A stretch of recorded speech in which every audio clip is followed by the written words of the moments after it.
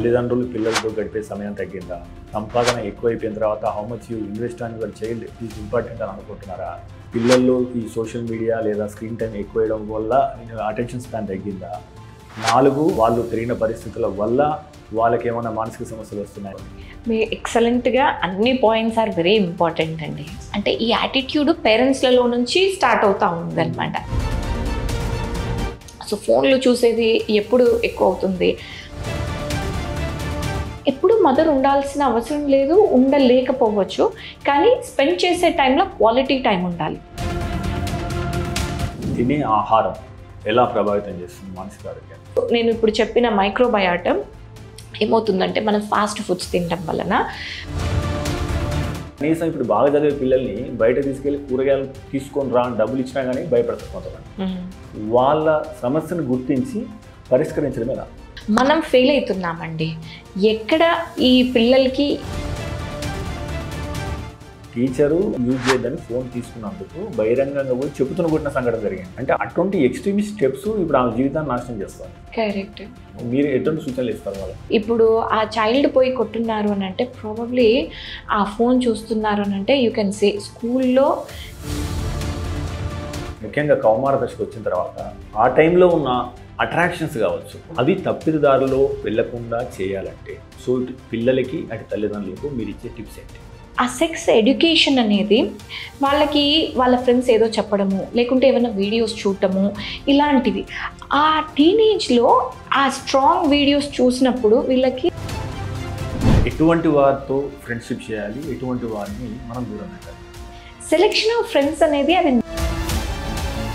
ADHD విషయానికి వస్తే అసలు ఈ లక్షణాలు ఎలా గుర్తించాలి, ఎప్పుడు డాక్టర్ని కన్సల్ట్ చేయాలి? ఫస్ట్ 5 years ఆఫ్ లైఫ్లో అందరూ పిల్లలు యాక్టివ్ ఉంటారు.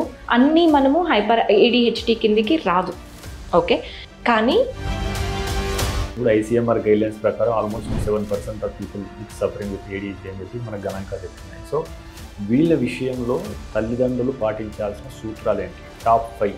సో వీళ్ళ యాక్టివిటీకి తగిన యాక్టివిటీస్ మీరు ప్రొవైడ్ చేయకుంటే కన్నా క్లాసులలో కూర్చోలేరు, ఓకే. సో వీళ్ళకి క్లాసులలో కూర్చోవాలి అంటే నేనేం చెప్తాను, పొద్దున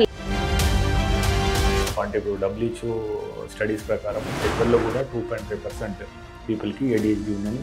కరెక్ట్. సో అంటే భర్తకు లేదా భార్యకు ADHD ఉందని మనం ఎటువంటి సంకేతాలుగా తెలుసుకుంటాము? ఒక TCSలోనో మైక్రోసాఫ్ట్లోనో మీరు జాబ్ తెచ్చుకొని పైసలు జీతం వచ్చినంత మాత్రాన మీ బ్రెయిన్ డెవలప్ అయినట్టు కాదు. ఒక వ్యక్తి బాధలో ఉన్నాడు లేదా డిప్రెషన్లో ఉన్నాడు, మనం ఎలా గుర్తించాలి? రోజులో ఏదైనా సంఘటన జరిగినప్పుడు మనం కొంచెము ఫీల్ అవుతాము, కానీ తర్వాత వచ్చేస్తాం. డిప్రెషన్ అంటే అక్కడ డిప్రెషన్ ఏదైతే ఉందో దాన్ని మనం CBT అంటున్నాం కదా, కాగ్నిటివ్ బిహేవియర్ థెరపీ. కరెక్ట్. దాంతో 50 to 60% వరకు తగ్గించగలుగుతారు. కరెక్ట్.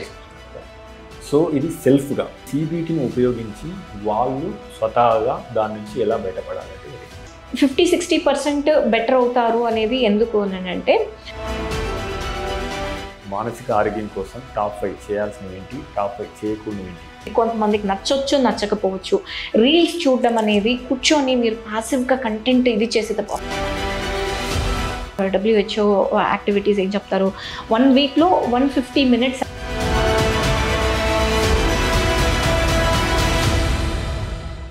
మీరు తీసుకునే అదే మందులు, అదే నాణ్యమైన మందులు, కానీ సగం ధరకే. అవును, మెడ్ప్లస్ బ్రాండ్స్ పై 50 to 80% తగ్గింపు. Hi viewers, welcome to MedPlus1 TV. దేశంలోని ప్రముఖ డాక్టర్స్ను పరిచయం చేసే వేదిక డాక్టర్స్ టాక్కు స్వాగతం. మనకు శారీరక ఆరోగ్యంతో పాటు మానసిక ఆరోగ్యం కూడా ఎంతో ముఖ్యం. ఈ ఉరుకులు పరుగుల జీవితం, ఈ ఆధునిక జీవితంలో ఇప్పుడు మానసిక సమస్యలు చాలా ఎక్కువ అవుతున్నాయి పిల్లల్లో, యువకుల్లో. సో ఒక అబ్నార్మల్ బిహేవియర్ అనేది మనం చూస్తూ వస్తున్నాం. అసలు ఈ మానసిక రుగ్మతలు, మానసిక సమస్యలు ఎందుకు వస్తాయి, అసలు మనకు మానసిక సమస్యలు ఉన్నాయని ఎలా తెలుసుకోవాలి, ఉంటే వాటిని ఏ రకంగా మనము సరి చేసుకోవచ్చు, ఈ అంశాలను మనతో పంచుకోవడానికి ప్రముఖ సైకియాట్రిస్ట్ డాక్టర్ హరిణి అత్తూరు గారు ప్రస్తుతం మనతో ఉన్నారు. ఆమెను అడిగి ఈ విషయాల మీద అవగాహన పెంచుకునే ప్రయత్నం చేద్దాం. డాక్టర్ గారు నమస్తే అండి. మేడం, సాధారణంగా ఈ మానసిక సమస్యలు ఈ మధ్య చాలా ఎక్కువ అవుతున్నాయి. ఎందుకంటే ఈ న్యూక్లియర్ ఫ్యామిలీస్, పెద్దవాళ్ళు ఎవరు లేకపోవడం, సో పిల్లలతో ఎక్కువ టైం గడపకపోవడం, మీరు లండన్లో ఆల్మోస్ట్ ఒక 12 years ఉన్నారు, అక్కడ ఉన్నత విద్యాభ్యాసం చేశారు. దీనికి సంబంధించి ఓవరాల్గా మీరు గత 20 సంవత్సరాల్లో గమనించింది ఏంటి? ముఖ్యంగా పిల్లల్లో ఈ మానసిక సమస్యలు ఎందుకు పెరుగుతూ వస్తున్నాయి? మీ యొక్క పరిశీలన ఏంటి? నమస్తే అండి, నేను doctor Harini Atturu. Thanks for the introduction. So నా MBBS తర్వాత నేను యూకేకి వెళ్ళి అక్కడ ఎగ్జామ్స్ క్లియర్ చేసుకొని వర్క్ చేయడం స్టార్ట్ చేస్తున్నాను. అక్కడ 12 years వర్క్ చేస్తున్నాను. నా సైకియాట్రిక్ డిగ్రీ అక్కడ నుంచే. సో ఇండియాకి 2017 వచ్చినప్పటి నుంచి ఇక్కడ మనము సైకియాట్రీ గురించి చూస్తే, అంటే నేను ఇంకా MBBSలో ఉన్నప్పుడు కూడా నాకు సైకియాట్రీ మీద అంత అవగాహన ఉండేది కాదు. సో అక్కడికి వెళ్ళిన తర్వాత అక్కడ వాళ్ళు ఇంపార్టెన్స్, సైకియాట్రీకి ఇచ్చే ఇంపార్టెన్స్ వేరే. ఓకే, అది ఇప్పుడు మనకు ఒక అవగాహన అనేది వచ్చింది కనుక మనము ఎక్కువ చూస్తున్నాం. ఓకే, సో బేసిక్గా ఏమవుతుంది అని అంటే జనరేషన్స్ లో పిల్లలు కొంచెం సెన్సిటివ్ అవుతున్నారండి. ఓకే, సెన్సిటివ్ అంటే ఇప్పుడు మనము బేసిక్గా సైకాలజీలో థాట్స్, ఫీలింగ్స్, బిహేవియర్స్ అంటాం. అంటే ఎలా ఆలోచిస్తున్నాము, ఎలా మనం ఫీల్ అవుతున్నాము, ఎలా ప్రవర్తిస్తున్నాము అనేది. ఓకే, మనకు చుట్టూ జరిగే ఎన్విరాన్మెంటల్ విషయాలు, అంటే మన చుట్టూ ఉండే స్కూల్ కానీ, పేరెంట్స్ కానీ, ఫ్రెండ్స్ కానీ, వీళ్ళందరి వలన మనకు ఎలాంటి ఆలోచనలు వస్తుంటాయి, ఎలా ఆలోచిస్తాము, దాని వలన మనకు ఎలాంటి ఫీలింగ్స్ ఉంటాయి, ఆ ఫీలింగ్స్ వలన మనము ఎలా ప్రవర్తిస్తాము అనేది ఇంపార్టెంట్ అన్నమాట. సో ఇప్పుడు న్యూక్లియర్ ఫ్యామిలీస్లలో ఏమవుతుంది అని అంటే పేరెంట్స్ కూడా కొంచెం ఎక్కువ సెల్ఫ్ రెస్పెక్ట్తో ఉంటున్నారు. నన్ను ఈ మాట అనకూడదు, వాళ్ళు ఎలా అంటారు అంటే ఈ యాటిట్యూడ్ పేరెంట్స్లలో నుంచి స్టార్ట్ అవుతా ఉందన్నమాట. అలాగనే పిల్లలు కూడా, అంటే ఇప్పుడు ఒక మదర్ ఆ అబ్బాయి ఫ్రెండ్కి కాల్ చేస్తున్నాడు, ఒకసారి చేస్తున్నారు, రెండోసారి చేస్తున్నారు, ఆ అబ్బాయి ఎత్తలేదు ఫోన్. ఈ అబ్బాయి మూడోసారి చేసేకి వెళ్తే మదర్, నువ్వు ఎందుకు అలా కాల్ చేస్తావు, వాళ్ళు ఏమనుకుంటారు, వాళ్ళు ఎలా ఫీల్ అయిపోతారు అని మదర్ ఫీల్ అయిపోతుంది. అంటే మా వాడు చేస్తే కాల్ వాళ్ళు ఎత్తట్లేదు అని తిని ఇక్కడ ఫీల్ అయిపోతా ఉంది. ఆ అబ్బాయి ఉండి మా అమ్మ ఎందుకు ఫీల్ అవుతుందో, ఎందుకు అరుస్తుందో నాకు అర్థం కావట్లేదండి, నేను జస్ట్ ఫ్రెండ్కి చేస్తున్నాను, ఎత్తలేదేమో మళ్ళీ చూసుకొని చేస్తారు అంతే. ఆ తర్వాత రే నేను ఫోన్ చూసుకోలేదన్నాడు, పోయినాను, బాస్కెట్బాల్ ఆడడం అయిపోయింది. ఓకే, సో ఇక్కడ ఏమవుతుంది అని అంటే కొన్నిసార్లు మన ప్రవర్తన అలా ఉంటుందా, మనం సెన్సిటివ్ ఉంటున్నామా, మనల్ని చూసి వాళ్ళు పిల్లలు నేర్చుకుంటున్నారా, వాళ్ళు ఏమవుతున్నారు అనేది కూడా ఇంపార్టెంట్ అన్నమాట.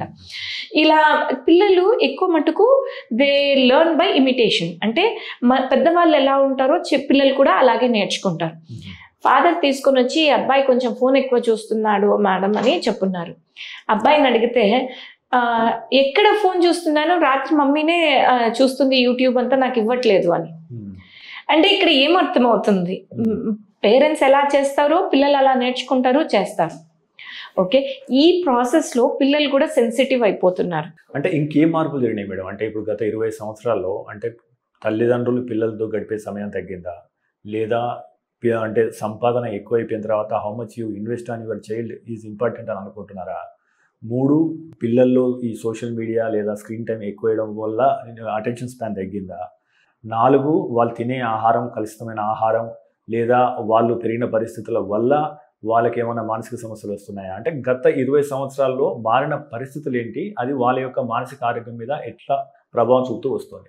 మీ ఎక్సలెంట్గా అన్ని పాయింట్స్ ఆర్ వెరీ ఇంపార్టెంట్ అండి. ఓకే, సో మీరు చెప్పిన పాయింట్స్ ఒక్కొక్కటి తీసుకుంటే, ఒకటి ఎస్, జనరేషన్స్ వలన పిల్లలు కొంచెం సెన్సిటివ్ అయినారు, వాళ్ళకి అవగాహన అనేది వచ్చింది. పాతకాలంలో అయితే కన్నా పేరెంట్స్ తిట్టినా ఒక బాధపడే వాళ్ళు, లోపల ఏడ్చి, లేకుంటే సోషల్ ఫోబియా, సోషల్ యాంగ్జైటీ ఇవన్నీ అంటాము. అంటే టీనేజ్ పిల్లలు బయటికి వెళ్ళాలంటే కొంచెం గాబరపడేది. ఓకే, ఏదైనా స్టేజ్ ఎక్కి ఏమైనా చెప్పాలంటే భయం వచ్చేది, ఇలాంటివన్నీ ఉండేది అప్పుడు కూడా. కానీ వాళ్ళకు ఎక్స్ప్రెస్ చేయాలి అని తెలియదు. ఓకే, ఇప్పుడు పిల్లల్ని అడిగితే చిన్న పిల్లలు, 3rd class పిల్లలు కూడా ఐ ఫీల్ యాంగ్షియస్ అని చెప్తారు. స్కూల్కి వెళ్ళాలి అని అంటే కన్నా ఐ ఫీల్ స్టామీ అని, అంటే నాకు దడగా ఉంది, భయంగా. ఇంత చిన్న పిల్లల్లో కూడా ఆ లాంగ్వేజ్ వచ్చేసింది, విచ్ ఈస్ గుడ్. కానీ దాని వలన మనము పెరిగిందా అంటే అలా పెరగడం అని కాదు. పేరెంట్స్ నిజంగానే ఇద్దరు న్యూక్లియర్ ఫ్యామిలీస్లో ఎక్కువ బిజీ అయిపోతున్నారు. సో ఇప్పుడు వచ్చే నానీస్ అంటే పిల్లల్ని చూసుకునే వాళ్ళు కానీ వాళ్ళు కూడా ఫోన్లలో అయిపోతున్నారు. డిస్టర్బెన్స్ చేస్తారని ఫోన్ చేతికి ఇచ్చేస్తారు. దీంతో పిల్లలు ఎక్కువ ఫోన్లో అయిపోతూ ఉన్నాయి. సో ఫోన్లు చూసేది ఎప్పుడు ఎక్కువ అవుతుంది? రీసెర్చ్లో ఏం చెప్తారు అని అంటే, పిల్లలు స్కూళ్ళలో అడ్జస్ట్ కాలేని పిల్లలు స్కూళ్ళలో కొన్నిసార్లు వాళ్ళకి సరిగా అప్రిసియేషన్ లేకపోయినప్పుడు, యాంగ్జైటీ డిప్రెషన్లు ఉన్నప్పుడు స్క్రీన్ టైం ఎక్కువ అవుతుంది అని. స్క్రీన్ టైం ఎక్కువైన పిల్లల్లో మళ్ళీ ఇట్స్ బై డైరెక్షనల్. అంటే వాళ్ళు సరిగా రాత్రులు నిద్రపోక, పక్క రోజు క్లాస్కి సరిగా లేట్గా పోయి, ఫోకస్ చేయక, హోంవర్క్లు చేయక, టీచర్లతోని మళ్ళీ ఇది. సో రెండిటికి ఒక బై డైరెక్షనల్ ఎఫెక్ట్స్ అని చెప్తామన్నమాట. సో ఒక్కటే ఇది అని కాదు. ఇప్పుడు అలా ఉన్న పిల్లలు యాంగ్జైటీ డిప్రెషన్ ఉంది కనుక వాళ్ళు లోన్లీగా ఉండి వాళ్ళు పోలేకపోతున్నారు. సో ఇది ఒక్కదాని మీదనే ఫోకస్ చేయడం కాదు. సో మనం ఒక యూనిట్గా చూడాలి.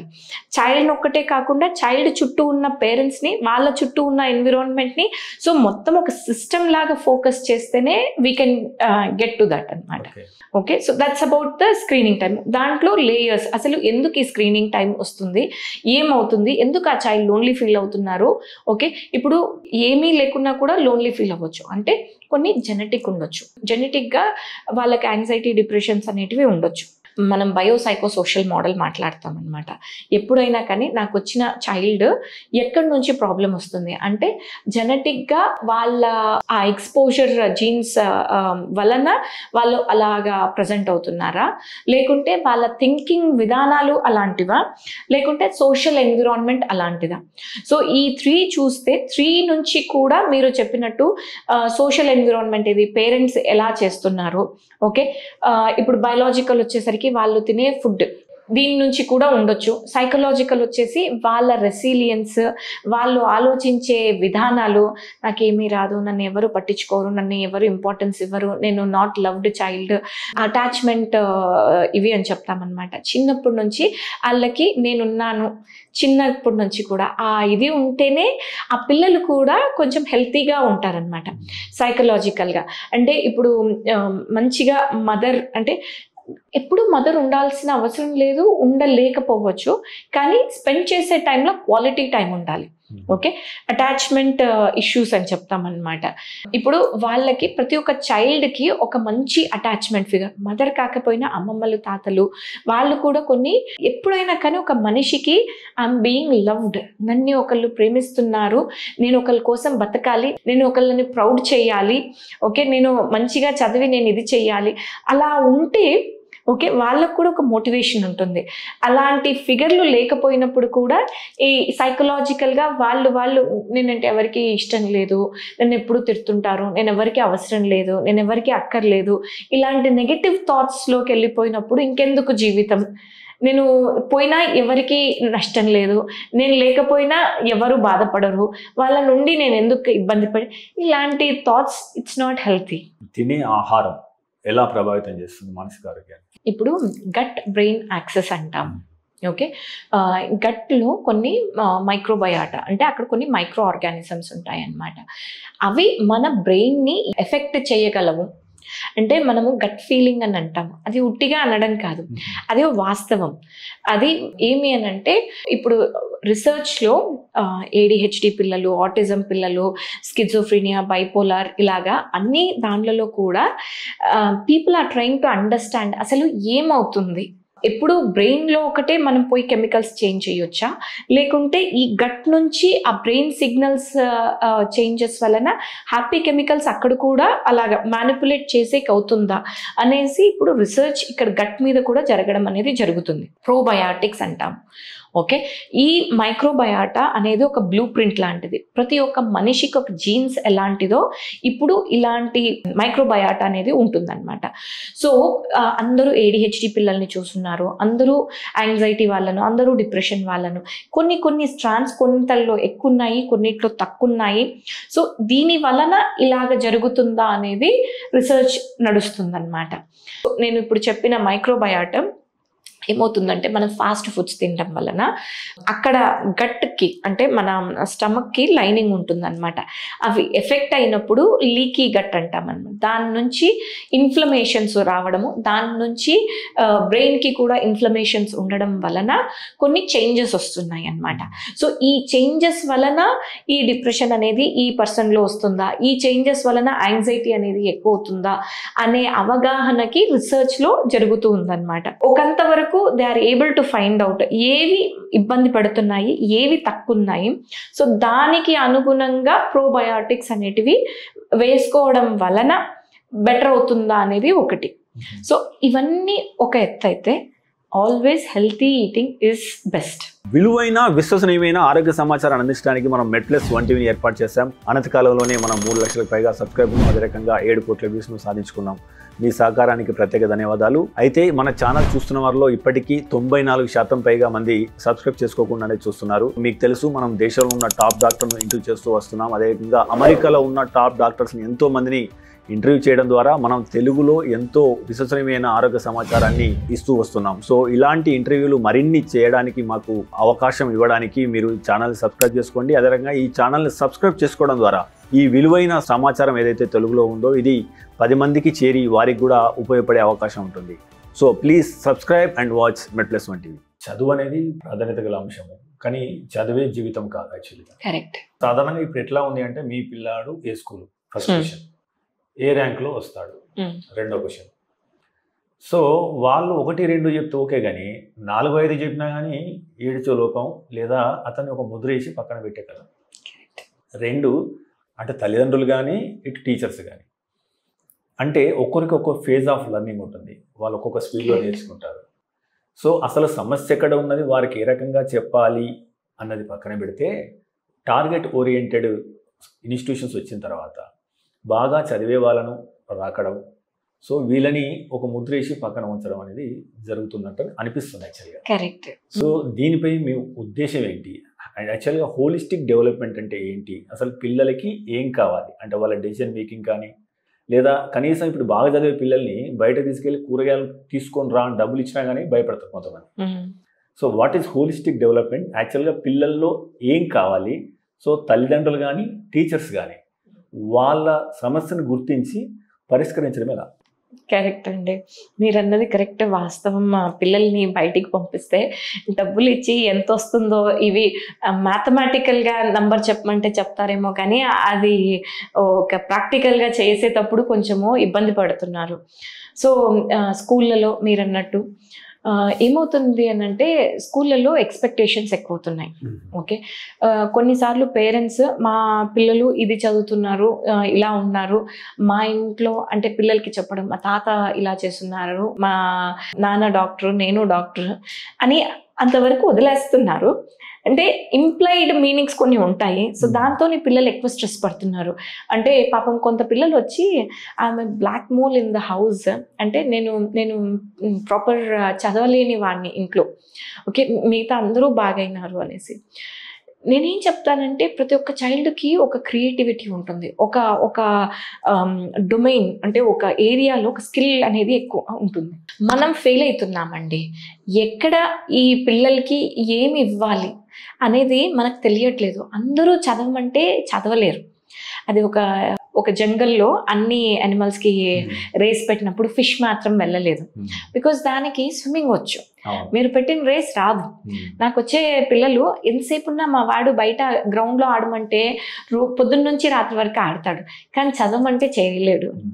సో వాళ్ళకి జస్ట్ పాస్ అయినా చాలండి.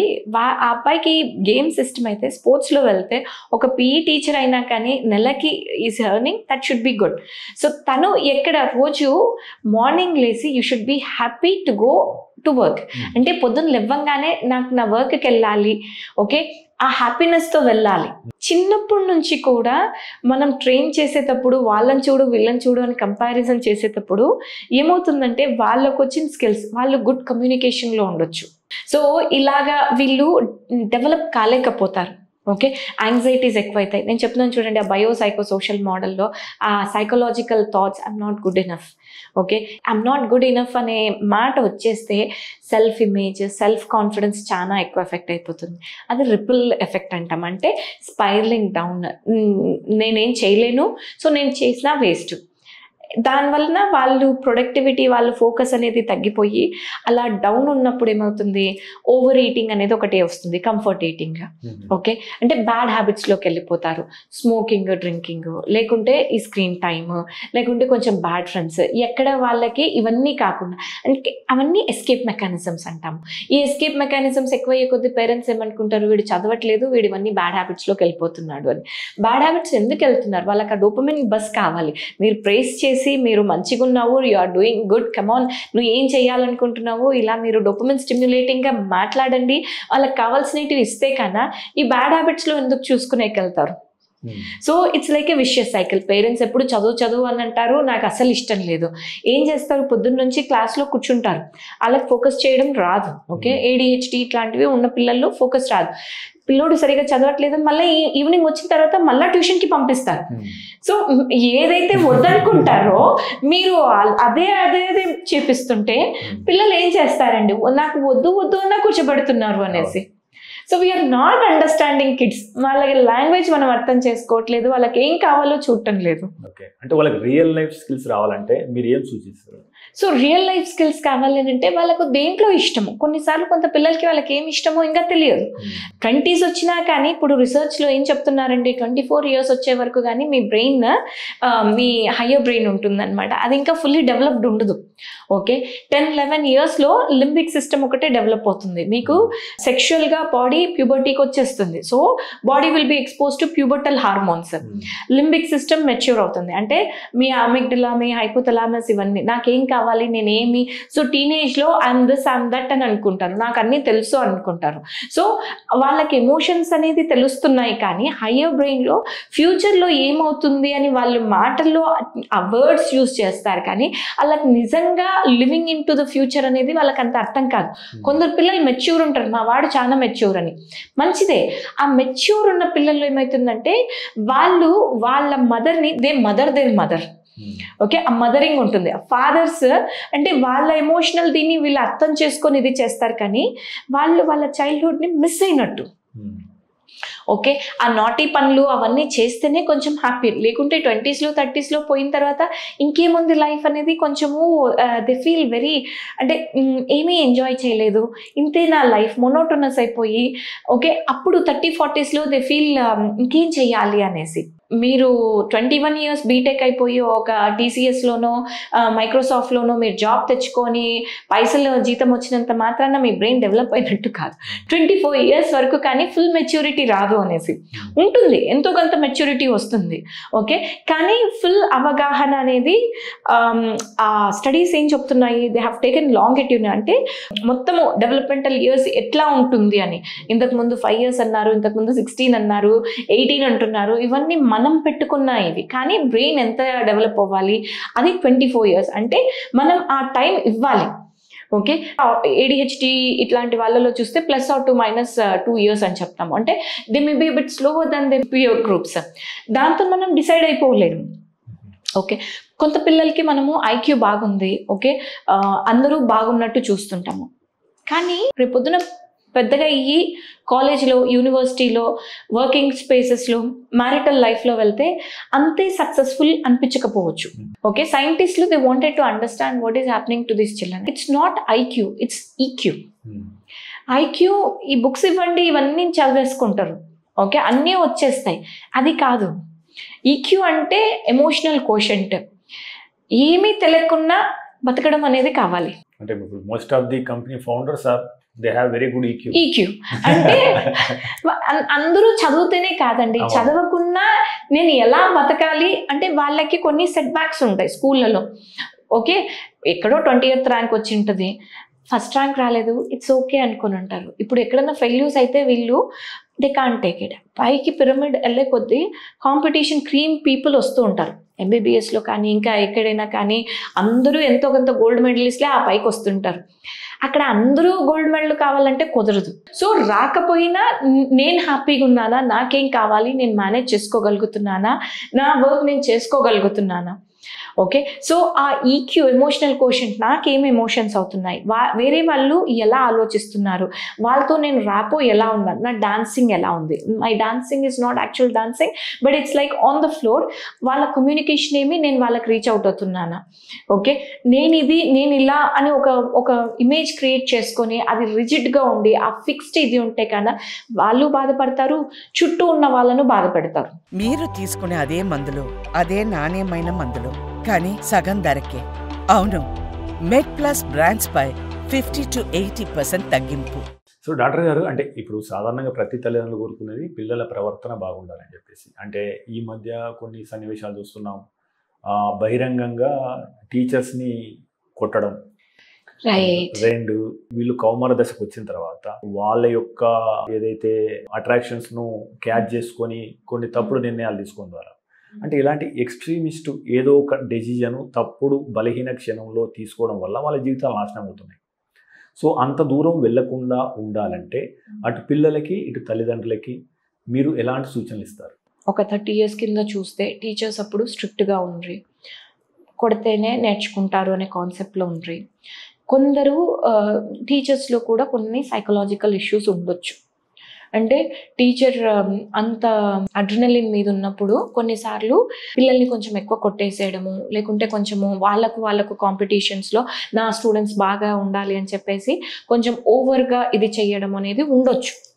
ఓకే, ఆ ప్రాసెస్లో పిల్లలు అనేది వాళ్ళ కాన్ఫిడెన్స్ అనేది ఎఫెక్ట్ అయితే టీచర్లను ఇంప్రెస్ చేయాలి అనే ఇదితోని కొందరు బాగా చదవచ్చు, కొందరు చదవలేకపోతారు.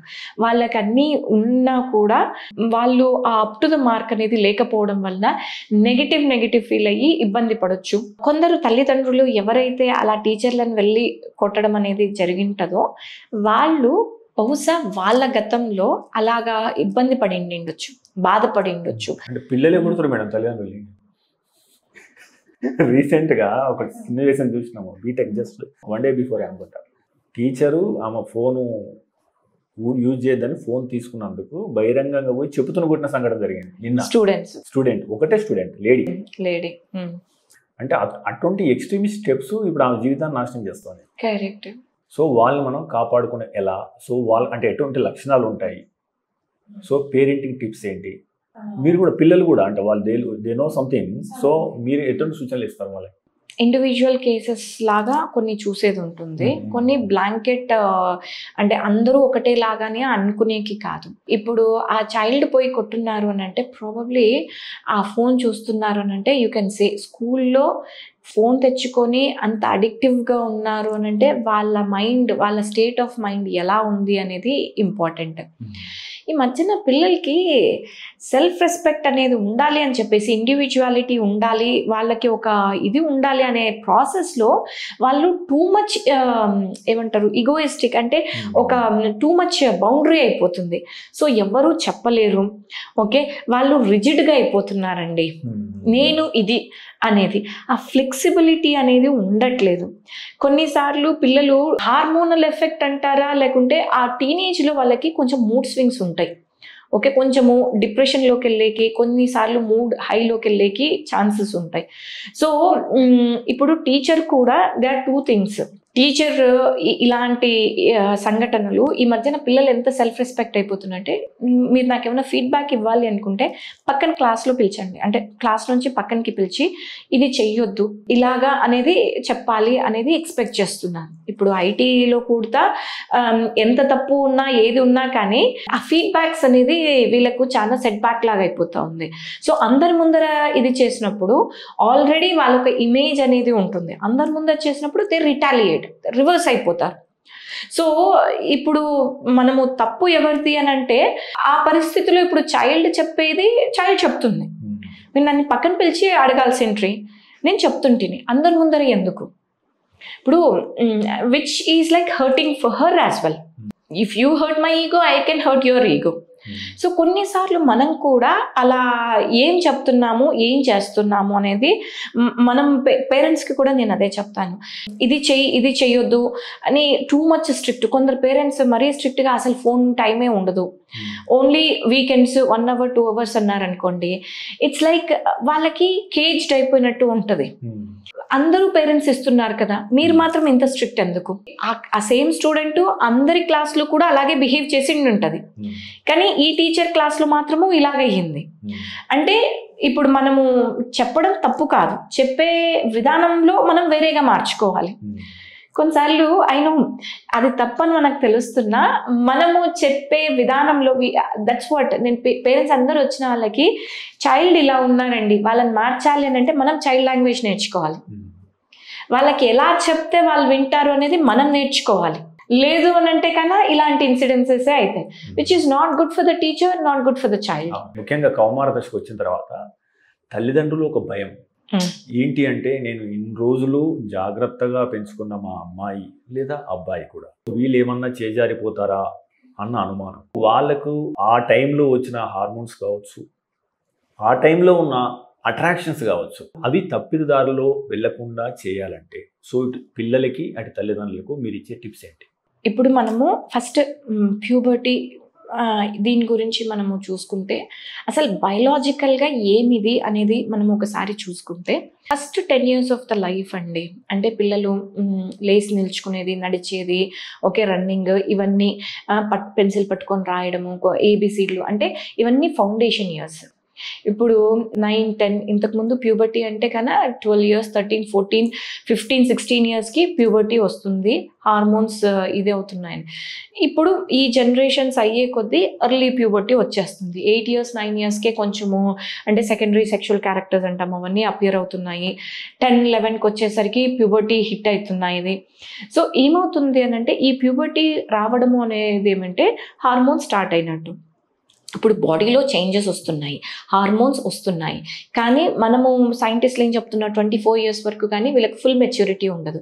ఆ ఫుల్ మెచ్యూరిటీ వచ్చే ఆ బ్రెయిన్ ఏదైతే బ్రేక్స్ పెడుతుందో ఆ బ్రేక్స్ పెట్టే ఇది ఇంకా ఫుల్గా డెవలప్ కాలేదు. కానీ నాకు ఇది కావాలి, నాకు ఇది వద్దు, అట్రాక్షన్స్ ఇవన్నీ మనం ఏమైతే సెక్షువల్గా అనుకుంటున్నామో అవన్నీ స్టార్ట్ అయిపోయినాయి. సో పిల్లలకి కూడా ఇబ్బంది అయిపోతూ ఉంది. అంటే ఏది కరెక్ట్, అసలు నేను ఎలా ఉండాలి, ఎలా ఉండకూడదు అనేది అర్థం కావట్లేదు. కొందరు ఆడపిల్లలు అంటే ఇప్పుడు పిల్లలు ఏమైపోతున్నారు అంటే ఆ సెక్స్ ఎడ్యుకేషన్ అనేది వాళ్ళకి వాళ్ళ ఫ్రెండ్స్ ఏదో చెప్పడము, లేకుంటే ఏమైనా వీడియోస్ చూడటము, ఇలాంటివి. ఆ టీనేజ్లో ఆ స్ట్రాంగ్ వీడియోస్ చూసినప్పుడు వీళ్ళకి సైకలాజికల్గా బాగా డిస్టర్బ్ అయిపోతున్నారు. డర్టీ వీడియోస్, ఓకే, ఇది ఈ కాన్సెప్ట్ ఏమైపోతుందంటే నేను ఇప్పుడు ఈ 20s 30 స్టార్టింగ్ అంటే మ్యారీడ్ ఉమెన్ని కూడా మేడం ఇవన్నీ ఎంత డిస్టర్బ్ అయిపోయిందంటే నాకు ఇప్పుడు they are not able to be okay with their husband. Even అంటే పెళ్లి చేసుకోవాలంటే ఇష్టం లేదు, నాకు భయం అమ్మ అంటే మా అమ్మనే చెప్పింది ఇవన్నీ డర్టీ అమ్మ, ఇట్లాగా కాదు అంటే వాళ్ళు too much dirty dirty dirty అని చెప్పడము, అవి వాళ్ళు సరిగా ఎడ్యుకేట్ కాలేక అదంటే ఏమో తెలియని వయసు వలన ఇప్పుడు they are not able to be okay. So కొంత పిల్లలు ఇలా ఎఫెక్ట్ అయితే, కొంతమంది ఓకే ఇది మీ క్యూరియస్, దీంతో ఎక్కువ సెక్షువల్ బిహేవియర్స్కి వెళ్ళిపోయి అదేమైపోతుందంటే ఎక్కువ డోపమిన్ అడిక్షన్ లాగా కూడా అయిపోతుంది. సో ఎక్స్ట్రీమ్స్ ఆఫ్ కేసెస్ ఉన్నాయి. ఇవన్నీ అంటే మనం వాళ్ళని అది పిల్లలు చెడిపోయినారు అనే దీనికన్నా అసలు ఎందుకు అవుతున్నారు, మనం ఏం చెయ్యాలి, బయలాజికల్గా వీళ్ళకి ఈ ఏజ్లలో సరిగా ఇది ఏమంటారు అంటే ఆ బ్రేక్ సిస్టమ్స్ అంటే వాళ్ళకి ఇది కాదు ఇది అనేది ఫుల్గా మెచ్యూరిటీ వచ్చే వరకు వాళ్ళు ఒక ఫ్రెజైల్ కాంపోనెంట్ లాంటి వాళ్ళు అనమాట. మనము we have to help them. Okay, స్కూళ్ళలో కానీ ఈ మధ్యన దే ఆర్ గోయింగ్ వాళ్ళకు ఎడ్యుకేట్ చేస్తున్నారు మెన్స్ట్రేషన్స్ ఏంటి, ఇవేమిటి అనేది. సో అక్కడి వరకు ఒకటి ఆగకుండా కొంచెము అంటే what is this, what is the appropriate age you should be reaching out, ఇలా ఉంటుంది. సో ఏం చెయ్యాలి అంటే ఈ వీడియోస్ అనేది దీస్ ఆర్ నాట్ హెల్తీ.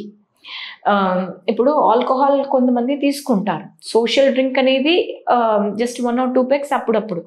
అది తెలియకుండా ఎప్పుడు హార్మ్ఫుల్ డ్రింకింగ్లోకి వెళ్ళిపోతారు, ఎప్పుడు అడిక్టివ్ డ్రింకింగ్లోకి వెళ్ళిపోతారు.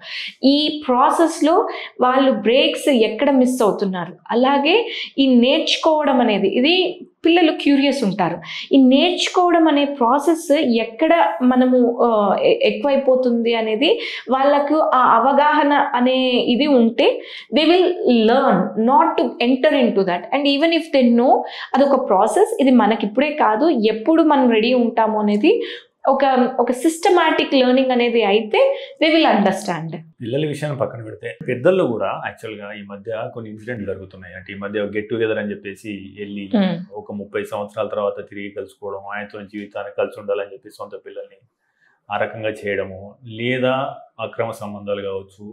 ఈవెన్ ఆఫ్టర్ 35-40 years ఏజ్ ఉన్న వాళ్ళు కూడా ఈ సెక్సువల్ ప్లెజర్ కోసము ఎక్స్ట్రీమ్ స్టెప్స్ తీసుకుంటున్నారు యాక్చువల్గా. సో దీనికి గల కారణాలు ఏంటి? సో మీరు ఇచ్చే సూచనలు ఏంటి? సమ్టైమ్స్ ఏమవుతుంది అని అంటే ఈ టాపిక్ 30-40 years, యూజువల్గా 40sలో వాట్ ఐ సీ, 20sలో వెరీ గుడ్ పీపుల్ ఉంటారండి. వాళ్ళు ఎక్కడ ఏమీ చేసిండరు. అంటే కొంచెం వాళ్ళకి సోషల్ యాంగ్జైటీ కానివ్వండి, అమ్మాయిలతో కొంచెం లిమిటెడ్గా మాట్లాడి ఉండొచ్చు. ఆ 20sలలో కెరీర్ ఓరియంటెడ్, కొంచెము నేను ఇది చేయాలి, యూఎస్కి వెళ్ళాలి, ఇన్ని ఏళ్ళు చేయాలి, సో మ్యారేజ్ అవుతుంది, అన్నీ ఉంటాయి. కానీ 40s 50sకి వచ్చేసరికి చెప్తున్నాను చూడండి, బోర్డమ్. అంటే ఆ టీనేజ్లో ఆ ఏజ్లో ఏం చెయ్యాలో అవన్నీ చెయ్యక మెచ్యూరిటీ అనే పదంతోని వాళ్ళకి ఒక మాస్క్ వేపించేసి వాళ్ళు ఎంజాయ్ చేయాల్సిన లైఫ్ అంతా కూడా కాకుండా, ప్రతి ఒక్కళ్ళకి ఎక్కడో ఒక బ్రేకప్ ఉంటుంది, that's okay, that's how they learn, it's painful, ఇది అనేది నేర్చుకుంటారు.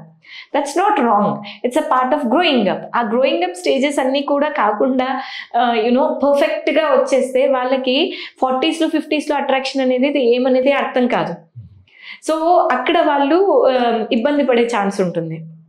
ఓకే, 40s 50s ఏమవుతుంది, యూజువల్గా మ్యారిటల్ దీంట్లో కొంచెము one of the partners may have less sex drive, or కొంచెము మోర్ ఇంటూ చిల్డ్రన్ అయిపోయి, ఆర్ మోర్ ఇంటూ వర్క్ అయిపోయి, ఆర్ ఎర్నింగ్ ఇవే అయిపోయి ఇబ్బంది ఇది ఉన్నప్పుడు వేరే వాళ్ళతోని ఎమోషనల్ అటాచ్మెంట్ అనేది ఉండొచ్చు. ఎటువంటి వారితో ఫ్రెండ్షిప్ చేయాలి, ఎటువంటి వారిని మనం దూరం పెట్టాలి?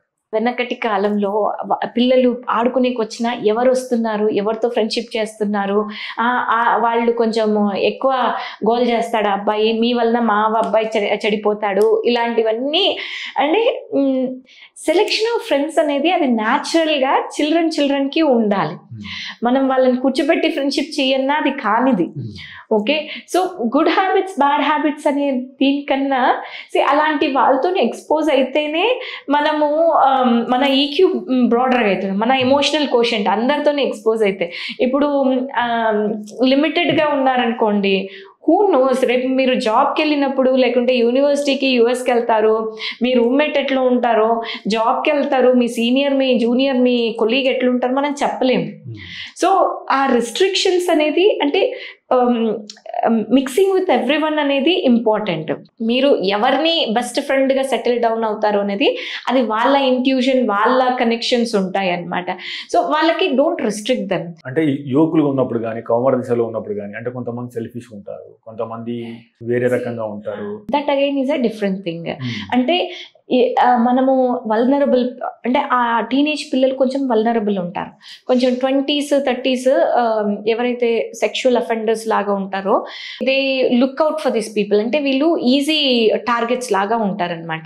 ఇన్స్టాగ్రామ్స్లో వీళ్ళను కొంచెము అంటే they make them feel you are very important.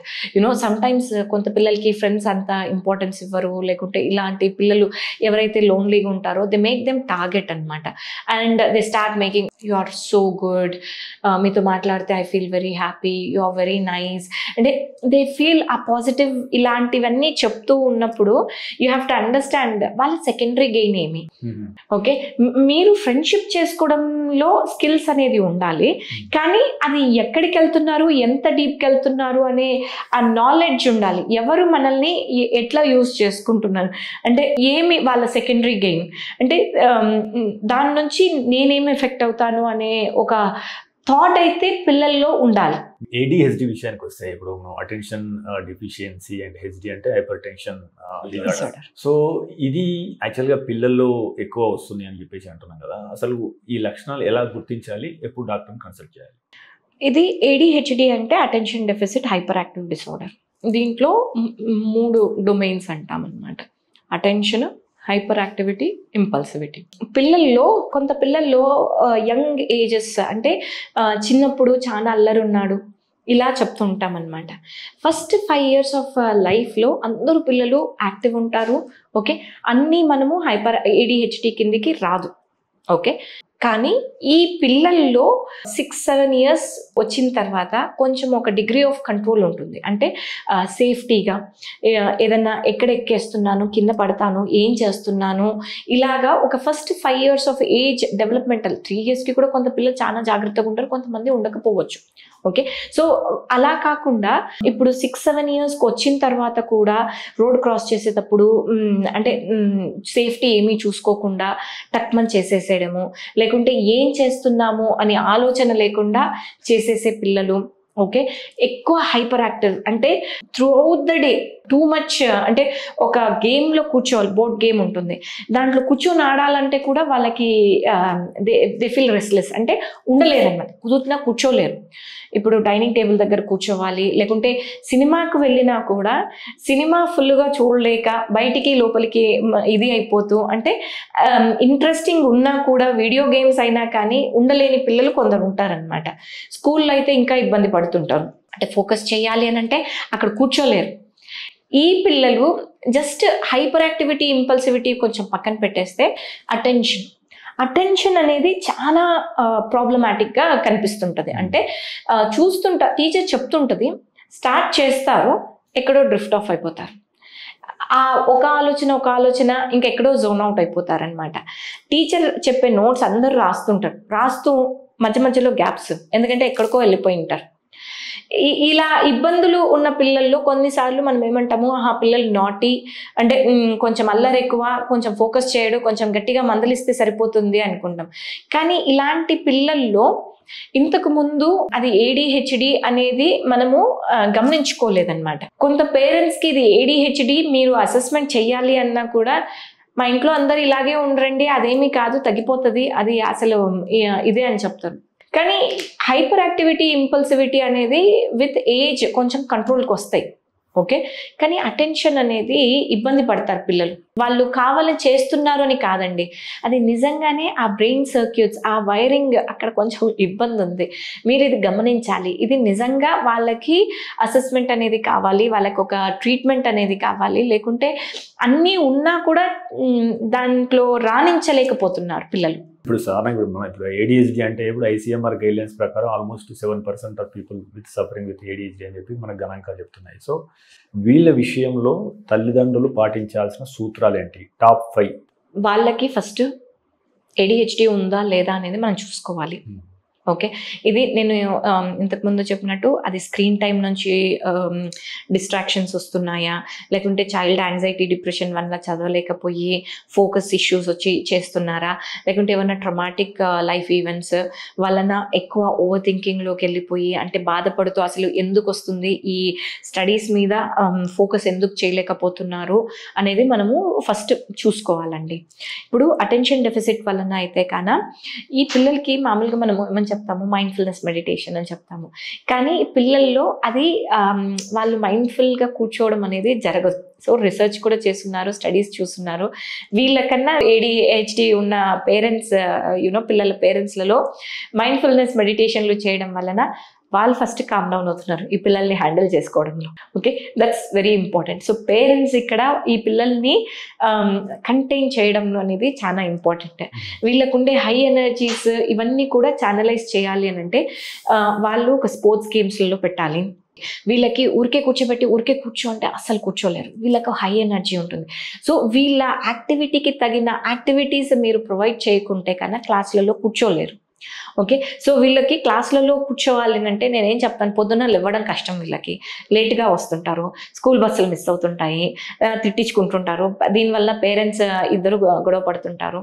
So ఇవన్నీ కన్నా వాళ్ళకి ఏం చెప్తా అంటే పొద్దున్న వాళ్ళని క్రికెట్కి తీసుకెళ్ళండి, క్రికెట్ అకాడమీకి తీసుకెళ్తారు, వాళ్ళకి నచ్చిన గేమ్ ఏది వాళ్ళు దానికోసము పొద్దున్నే లేస్తారు. ఓకే, వెళ్తారు. సో అక్కడ నుంచి మీరు స్కూల్ ట్రాన్సిషన్ అనేది ఈజీ అవుతుంది. ఓకే, సో ఈ ట్రాన్సిషన్స్ అనేది చూడాలి. స్కూళ్ళల్లో కూడా ఎలా డిజైన్ ఉండాలి అని అంటే కంటిన్యూస్గా క్లాస్ తర్వాత క్లాస్ అయితే కన్నా ఏ పిల్లలైనా కానీ డౌన్ అయిపోతారు, ఏ పిల్లలైనా కానీ ఫోకస్ పెట్టలేరు. సో వాళ్ళకి గ్యాప్స్ అనేది ఇంపార్టెంట్ కొంచెం. తర్వాత ఆ గ్యాప్స్లో ఇప్పుడు నాకు వచ్చి టీచర్ పిల్లలు ఏం చెప్తుంటారు, 5th క్లాస్ వరకు బాగున్నావు ఇప్పుడు ఎందుకు అని అంటే వాళ్ళ గేమ్స్ పీరియడ్ ఇవి ఉంటాయి, టీచర్లు తీసుకుంటుంటారు. అంటే గేమ్స్ పీరియడ్ అనేది ఒక రీజన్కి ఉంది, వాళ్ళు పిల్లలకి రీఛార్జ్ అవ్వడానికి. సో వాళ్ళని ఆ స్పేస్లో ఉండనిస్తే వాళ్ళు నెక్స్ట్ క్లాసెస్ నెక్స్ట్ సెషన్స్లో ఫోకస్ చేయగలుగుతారు. సో వాళ్ళకి స్కూల్స్లలో కొంచెం అకామిడేట్ చేసేకి ఓకే కూర్చోలేరు అని అంటే ఒక రౌండ్ ప్లే గ్రౌండ్లో వెళ్ళొస్తావా అంటే మీరు ఏదో హైప్ చేసే ఇది కాకుండా వాళ్ళకు ఆ స్ట్రెచ్చింగ్ అంటే పోయి ఆ ఎనర్జీ కొంచెం ఇది చేసుకొని నెక్స్ట్ వచ్చి కూర్చోగలుగుతారనమాట. ఓకే, సో ఇలాంటివి ఈ పిల్లలకి స్క్రీన్ టైం అనేది కంప్లీట్ తగ్గించేయాలండి. మీరు వాళ్ళతోని ఫస్ట్ నుంచి కూడా కొన్ని బౌండరీస్ డిసిప్లిన్ అంటాము, నువ్వు 2 hours చదువుకుంటే నీకు ఒక 1 hour స్క్రీన్ టైం ఇస్తాము, ఇలాంటి కొన్ని మనము వాళ్ళతోని డీలింగ్స్కి రావాలి.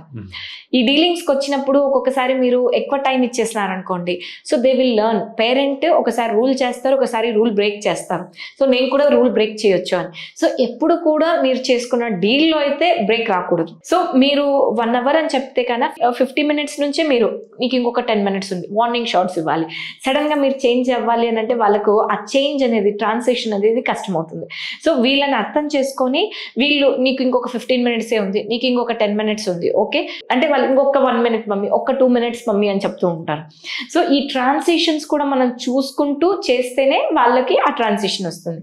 ఈ పిల్లలకి దే నీడ్ టు అండర్స్టాండ్ నా స్ట్రెంగ్త్ ఏమి, నేను ఏం చెయ్యాలి, నేను ఏం చెయ్యగలను. ఎక్స్పెక్టేషన్స్ అంటే నువ్వు ఇది చెయ్యాలి అని పేరెంట్స్ ఒకటి, ఈ చైల్డ్కి ఉండే స్కిల్స్ వేరేవి, ఇవి రెండు మ్యాచ్ కానప్పుడు ఆ చైల్డ్ సైకలాజికల్గా చాలా స్ట్రెస్ ఫీల్ అవుతారు. సో మీరు క్రియేట్ చేసేది ఒకటి ఇంపార్టెంట్, అంటే చైల్డ్కి ఏం చేయాలో ఏం లేదో కూడా ఉండదు. మీరు చెప్పడం ఒకటి, కానీ యూ డోంట్ ఫీల్ ప్రెషరైజ్డ్, నీకేం కావాలి. ఎప్పుడైనా కానీ నేను అదే అంటాను, చైల్డ్కి ఏం కావాలి అడగండి అనేసి. వాళ్ళని ఆ డెసిషన్ మేకింగ్ ప్రాసెస్లో ఫస్ట్ నుంచి ఇన్వాల్వ్ చేయాలి. ఏం డ్రెస్ కావాలి, ఏం కలర్ కావాలి, ఈ డ్రెస్ దేనికి, ఓకే అంటే వాళ్ళు కొన్ని ఒపీనియన్స్ ఉంటాయి. సో హియర్ దేర్ ఒపీనియన్స్, వాళ్ళ చాయిసెస్ వాళ్ళని వాల్యూ చేయాలి. ట్రెడిషనల్కి వెళ్ళేటప్పుడు నేను ఇవన్నీ విన్నాను కదా, నేను ఇది. So you give them choices, you tell what you want, you give the space. అది గివ్ అండ్ టేక్ లాగా చైల్డ్కి నేను చేస్తున్న డెసిషన్ నాకు కావాల్సినట్టు లివ్ చేస్తున్నాను లైఫ్ అనే ఇది ఉండాలి. రాదర్ దాన్ మమ్మీ చెప్పింది లేకుంటే డాడీ చెప్పున్నారు ఇలాగన్నీ చెప్పినందుకు చేయడం అనేది వాళ్ళకి నచ్చదు, సఫకేటింగ్ ఉంటుంది.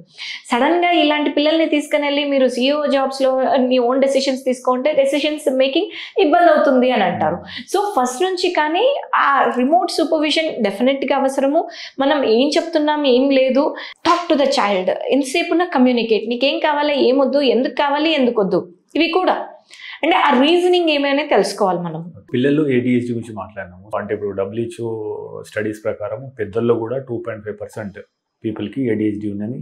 కరెక్ట్. సో అంటే భర్తకు లేదా భార్యకు ADHD ఉందని మనం ఎటువంటి సంకేతాలు తెలుసుకుంటాము, ఎప్పుడు డాక్టర్ని సంప్రదించిన తర్వాత చికిత్సా విధానాలు ఏ రకంగా ఉంటాయి? సో ప్రాక్టికల్గా చూస్తే ఇప్పుడు మీరు చెప్పిన పిల్లల్లో 7%, పెద్దవాళ్ళు WHO 2.5%, ఇవన్నీ ఏమేనంటే అప్ టు 100 పిల్లల్లో 10 పిల్లలు అంటే 10 మందిలో ఒకళ్ళకి ADHD ఉండే ఛాన్సెస్ ఇవన్నీ ఉంటాయి అన్నమాట.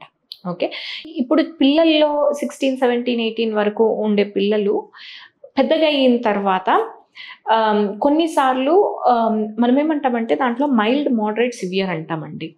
ఓకే, కొంచెం మర్చిపోయేది, కొంచెం అటెన్షన్ ఇష్యూస్ ఉండేది, కొంచెము హైపర్ యాక్టివిటీ, ఇంపల్సివిటీ అంటే ఆ బ్లర్టింగ్, ఎవరైనా చెప్తూ ఉంటే వాళ్ళని కట్ చేసేసేది, అది వాళ్ళు కావాలని కాదు, వాళ్ళ మైండ్లో నేను చెప్తా నా థాట్ నేను చెప్పాలి అని ఆ ఇది ఉంటుంది. ఓకే, అది ఒక కొంచెం పెద్దగా అయిన తర్వాత బ్రెయిన్ కొంచెం మెచ్యూరిటీ రావడంలో కొంచెం తగ్గొచ్చు కానీ కంప్లీట్ పోతుంది అని కాదు.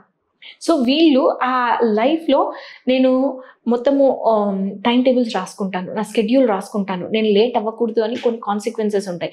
నేను ట్రైన్కి లేట్ అయి ఉన్నాను, నేను ఫ్లైట్ మిస్ అయ్యి ఉన్నాను, లేకుంటే నాకు టీచర్ కొట్టింది, ఇలాంటివి కొన్ని పనిష్మెంట్స్, అంటే ఇది చేయడం వల్ల ఒక కాన్సిక్వెన్స్ వచ్చింది, దాంతో నేను ఇదయ్యి ఉన్నాను, నేను మారాలి అని కొంతమంది మేనేజ్ టు లెర్న్ అనమాట.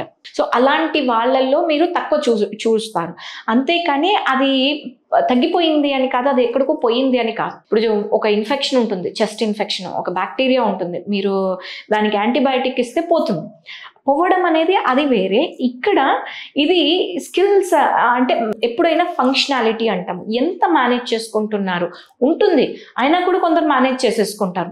సో ఈ ఫంక్షనాలిటీ ఎంత ఎఫెక్ట్ అవుతుంది, ఎట్లా మేనేజ్ చేసుకుంటున్నారు అని. కొంత పిల్లలు మైల్డ్గా ఉంటారు. నేను ADHD అసెస్మెంట్స్ పిల్లల్లో పెద్దవాళ్ళల్లో అందరిలో అంటే క్రాస్ ఏజెస్ చేస్తాను. నేను చూడడము ఏమేనంటే ప్రతి ఒక్కరిలో ఎంతో కొంచెము ADHD ఉంటుంది. అందరూ ADHDనే అని చెప్పుకోవట్లేదు, అంటే ట్రైట్స్ అంటాము. ఓకే, ఈ ట్రైట్స్ ఉన్న వాళ్ళు కొన్నిసార్లు మేనేజ్ చేసుకుంటారు మైల్డ్. ఇలా ఇంకా ఇబ్బంది పడుతున్నారు స్టడీస్, అంటే ఒక జాబ్ చేస్తూ మళ్ళీ నేను స్టడీ కూడా చేసుకోవాలి, ఇలా హై వాల్యూమ్ వచ్చినప్పుడు వాళ్ళు డెసిషన్ మేకింగ్లో అన్నిట్లో ఇబ్బంది పడతారు. సో అప్పుడు మెడికేషన్స్ కావాల్సి వస్తుంది.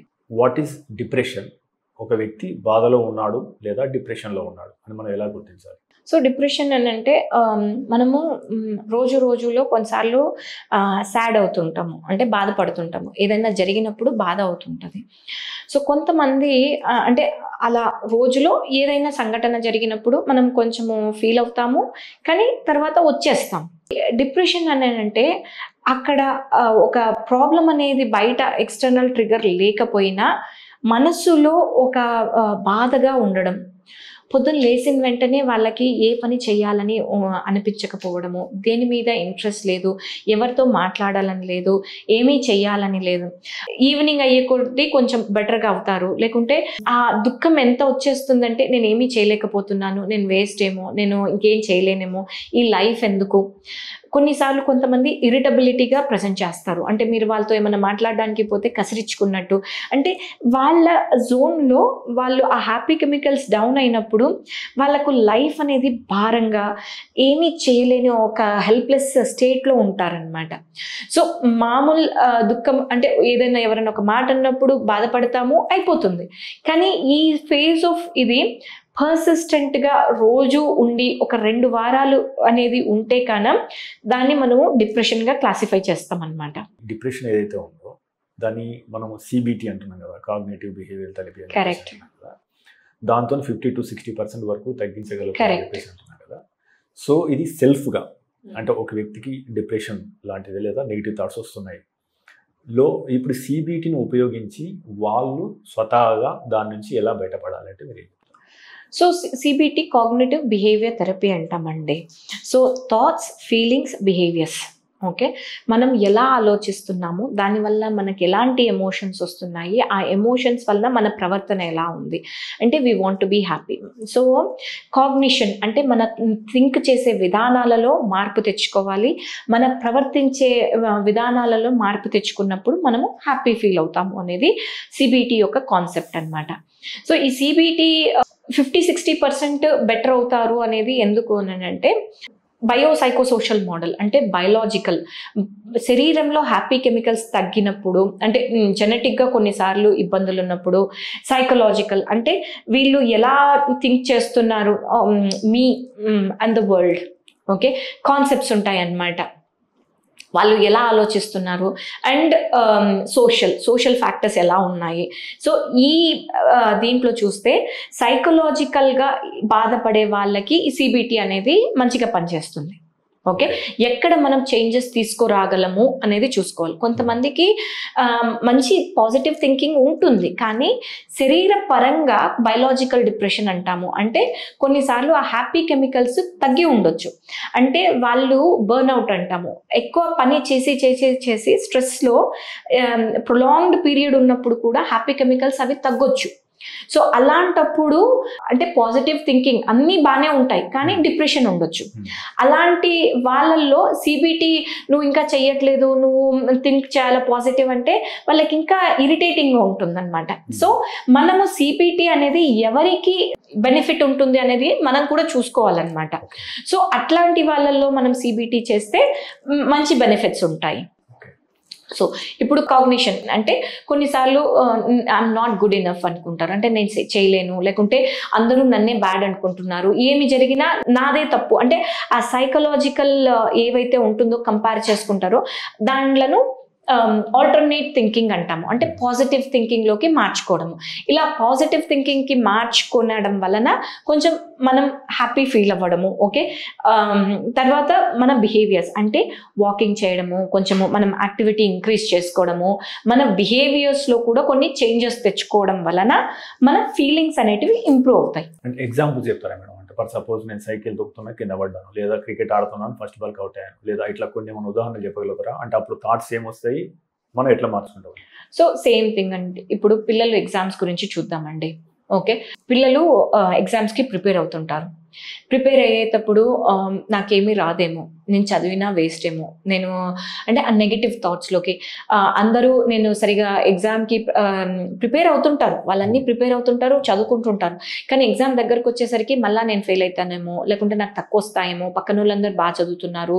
సో ఈ థాట్స్ అనేటివి ఆ నెగిటివ్ ఉన్నప్పుడు ఆ ఫీలింగ్స్ అనేది యాంగ్జైటీ ఎక్కువవుతుంది, ఆ డిప్రెషన్ ఎక్కువవుతుంది. ఆ యాంగ్జైటీ డిప్రెషన్ ఫీలింగ్స్ ఎక్కువైనప్పుడు వాళ్ళ అవుట్పుట్, వాళ్ళ బాడీ ఇంకా ఎక్కువ సహకరించలేదన్నమాట. ఎందుకంటే మీరు ఎక్కువ నెగటివ్ థింకింగ్లో ఉంటే మీరు చదువుకునే దాని మీద ఫోకస్ అనేది పోతుంది.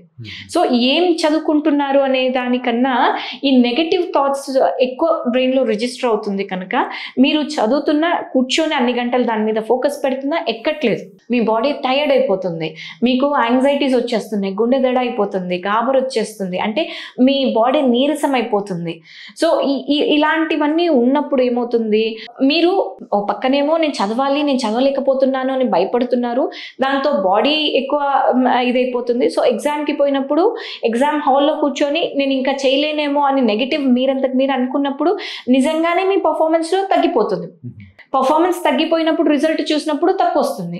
సో ఏదైతే భయపడ్డారో మీ థింకింగ్ వలన అది నిజం మనమే చేసుకున్నట్టు అవుతుంది. సో నాకు ఆ నెగటివ్ థింకింగ్, నేను ఎంత చదవగలిగితే అంత చదువుతాను, నేను ఎంత చేయగలిగితే అంత చేస్తాను. సో ఆ థింకింగ్ పక్కన వాళ్ళ గురించి అంత వదిలేయాలి, ఎవరేమనుకుంటారు అనేసి. మీ హెల్త్ గురించి మీరు చూసుకోవాలి. ఓవర్గా ప్రిపేర్ అవ్వడం కన్నా స్లీప్ హైజీన్ మెయింటైన్ చేయాలి, టైంకి పడుకోవాలి. ఎగ్జామ్స్ అప్పుడు మీరు you should not crush your time అంటే crush your sleep. Okay, very important. Recharging of your sleep is very important. So ఆ స్లీప్ అనేది మీరు తగ్గించేస్తూ పోతే కన్నా మీ యాక్టివిటీ అంటే మీరు ఫోకస్ చేసే ఎబిలిటీస్ తగ్గిపోతాయి. సో ఫ్రెష్గా హెల్తీ ఫుడ్ తీసుకోవాలి, మంచిగా స్లీప్ చేయాలి, మంచిగా వాకింగ్ ఇవి చేసుకోవాలి. సో బిహేవియర్స్ వైజ్ మీరు హ్యాపీగా పెట్టుకోవాలి మిమ్మల్ని. మీకు ఏం నచ్చుతుంది, పిల్లలకి బాస్కెట్బాల్ నచ్చుతుందా, 1 గంట పంపించండి. ఎగ్జామ్స్ అని ఏవి చేయకుండా ఉంటే వాళ్ళు డల్ అయిపోతారు. కొన్నిసార్లు బర్త్డే పార్టీస్, ఎగ్జామ్స్ వద్దు అని వాళ్ళకి అలా వెళ్ళి కొంచెం ఫ్రెష్ అయ్యి వస్తే they can focus better. So మీరు చేసే కాగ్నిషన్స్ కానీ బిహేవియర్స్ కానీ మీరు ఇంపార్టెంట్ అనమాట. సో ఇంకోటి మేడం, ఇప్పుడు సాధారణంగా మైండ్ఫుల్నెస్ అనేది మన స్ట్రెస్ని తగ్గిస్తుంది. ఆల్మోస్ట్ 30% వరకు స్ట్రెస్ దీంతో తగ్గుతుందని చెప్పేసి మనకు అంచనాలు చెప్తున్నాయి.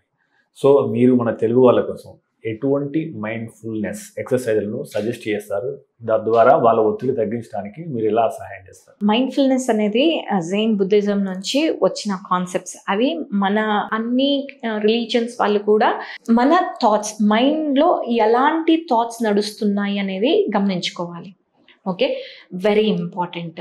మనము డ్రైవ్ చేస్తూ ఉంటాము, ఓకే, సిగ్నల్స్ దగ్గర ఆగుతుంటాం, పోతుంటాం, కానీ ఎక్కడో ఏదో ఆలోచన నడుస్తూ ఉంటుంది. అంటే ఆటో పైలట్ మనం నడుపుతున్నాం, కానీ ఒక మెమరీ, సిమాంటిక్ మెమరీ అంటాం, చేస్తూ పోతున్నాం, కానీ థాట్స్ అన్నీ ఎక్కడో ఉంటాయి, ఏదో ఉంటాయి. బోన్ చేస్తుంటాము, ఓకే, బోన్ చేసేటప్పుడు టీవీ చూస్తూ ఉంటాము, ఓకే, ఫ్యామిలీతో ఏమీ మాట్లాడము, అంటే టీవీ చూడడంలో ఏదో తింటున్నాం. ఓకే, మైండ్ఫుల్నెస్ చేసేటప్పుడు ఏమిటంటే మీరు చేసే యాక్టివిటీని మీ 5 సెన్స్ ఆర్గాన్స్ యూజ్ చేస్తూ చేయడం. అలా ఈ ఎగ్జాంపుల్ నేను ప్రతిసారి చెప్తుంటాను, because I really like it.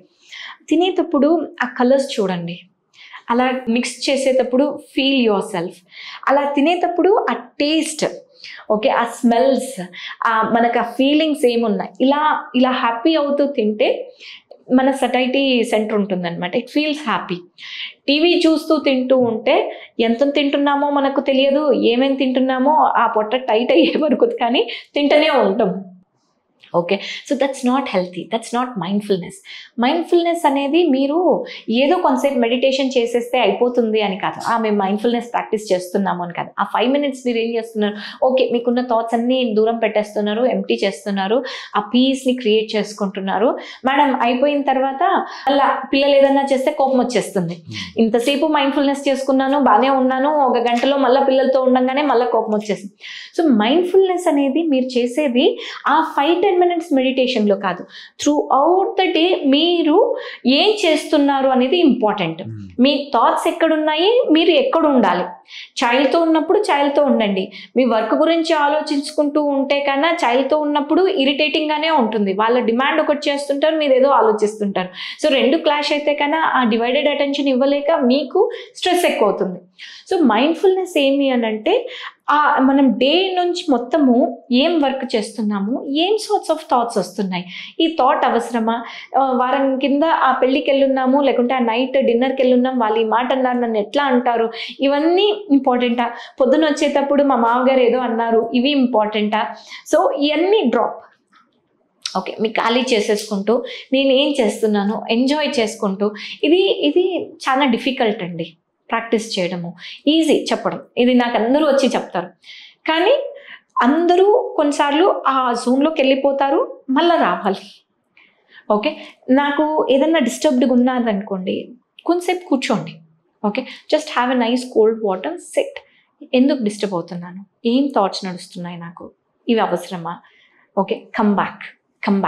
Mindfulness, not just only meditation, being mindful throughout the day is important. Okay, that really helps you to come back అన్నమాట. చివరిగా ఇంటర్వ్యూ ముగించే ముందు అంటే అందరికీ మానసిక ఆరోగ్యం కోసం టాప్ 5 చేయాల్సినవి ఏంటి, టాప్ 5 చేయకూడనివి ఏంటి లిస్ట్ ఇస్తారు? ఫస్ట్ థింగ్ వచ్చేసి మనం కొన్ని రొటీన్స్ అనేది క్రియేట్ చేసుకోవాలి. అంటే మంచి healthy diet very important. Okay, అంటే ఏం తింటున్నాము, ఎలాంటి ఫుడ్స్ తీసుకుంటున్నాము, అది మనకి ఏం ఓవర్లోడ్ అవుతుంది అనేది ఇంపార్టెంట్ అన్నమాట. ఫ్రైడ్ ఫుడ్స్ ఎక్కువ తింటున్నామా, దాన్ని ఎంత ప్రపోర్షన్లో మనం ట్రీట్ చేసుకోవాలి. సో హెల్తీ డైట్ అనేది వెరీ ఇంపార్టెంట్. మంచి ఫ్రూట్స్, సీజనల్గా ఏమి వస్తున్నాయి, వెజిటబుల్స్ కానీ ఫ్రూట్స్ కానీ తీసుకోవాలి. మంచిగా వాటర్, ప్లెంటీ ఆఫ్ వాటర్ తాగాలి అని చెప్తారు. బికాస్ హైడ్రేషన్ బాగా ఉన్నప్పుడు it's like flushing away your toxins in the body అనమాట. సో హైడ్రేషన్ అనేది చాలా ఇంపార్టెంట్. నెక్స్ట్ వచ్చేసి sleep hygiene.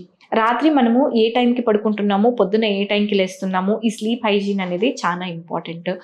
Screen time, biggest thing screen time. Okay, దాంట్లో రీల్స్, ఇది కొంతమందికి నచ్చొచ్చు నచ్చకపోవచ్చు. రీల్స్ చూడడం అనేది కూర్చొని మీరు పాసివ్గా కంటెంట్ ఇది చేసేటప్పుడు ఫాస్ట్గా వెళ్ళేటప్పుడు మీ థాట్స్ ఫాస్ట్గా పోతుంటాయి. సో వీలైనంత వరకు రీల్స్ అనేది కాకుండా ఏదన్నా ఉన్నా కూడా, ఇప్పుడు పిల్లలు ఏమని చెప్తున్నారంటే ఏ వీడియో చూడాలి ఫాస్ట్గా చూస్తారనమాట, అది ఫోకస్ చేయలేకపోతున్నారు.